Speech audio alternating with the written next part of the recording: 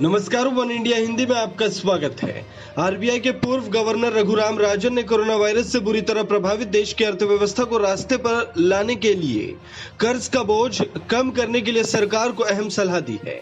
रघुराम राजन ने कहा है कि भारतीय इक्विटी बाजारों के उच्चतम स्तर पर होने का लाभ उठाते हुए पीएसयू में हिस्सेदारी को बेचना चाहिए। साथ ही खर्च की प्राथमिकता इस तरह तय करनी चाहिए कि अर्थव्यवस्था फिर पटरी पर लौटे।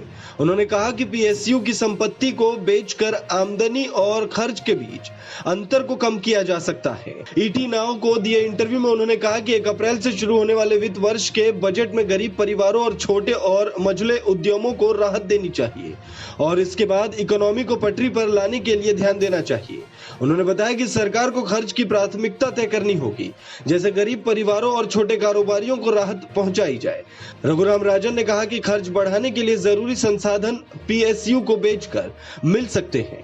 पीएसयू की संपत्ति को बेचकर आमदनी और खर्च के बीच अंतर को कम किया जा सकता है। इकोनॉमी के हालात पर उन्होंने कहा कि विश्व बैंक का अनुमान है कि हमें 900 अरब डॉलर के सकल घरेलू उत्पाद का नुकसान हुआ है। मुझे नहीं पता कि अनुमान कितने सही है। हमें महामारी से पहले की जगह पर पहुंचने में कितना समय लगेगा। राजन ने यह भी कहा कि भारत महामारी के स्तर पर 2022 के आखिर तक शायद ही पहुंच सके, इसलिए नुकसान की भरपाई के लिए हमें बहुत ऊंची वृद्धि दर हासिल करनी होगी। इस खबर में फिलहाल इतना ही। तमाम अपडेट्स के लिए बने रहिए वन इंडिया हिंदी के साथ।